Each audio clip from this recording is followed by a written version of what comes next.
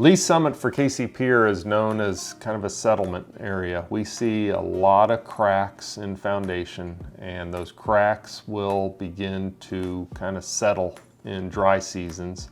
And so when that clay begins to contract in the soil, it moves away from the foundation. When it moves away from the foundation, now the foundation is left to kind of hold the structure all by itself.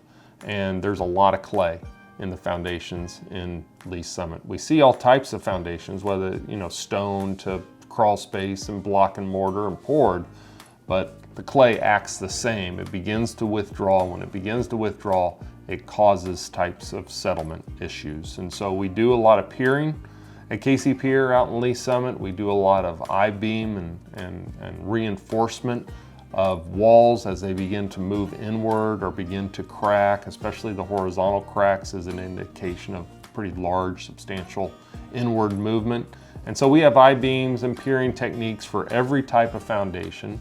We just tend to do a lot of those techniques out in Lee Summit. And at the same time, when these cracks are formed, the rain will find a way. In the spring and in the late fall, these cracks will open up. The cold joint, which is where the wall meets the foundation floor or the basement floor, that will begin to leak. And so we have crack injection techniques, we have interior drain techniques, we have exterior waterproofing and interior waterproofing.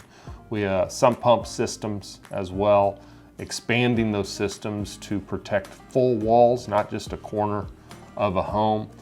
We have techniques that will expand and waterproof any basement, regardless of the type of foundation it is. So we find ourselves pretty busy in Lee Summit, and it just simply starts with a consultant showing up, taking a look and listening to what the issues may be, and then assessing the home so we can come up with the variables of what it's going to take to resolve them.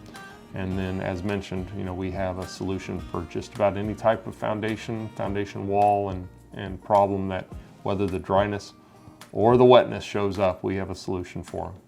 I guess the biggest problem with foundation problems, whether it's cracks or water in basements, is the issues just simply don't resolve themselves.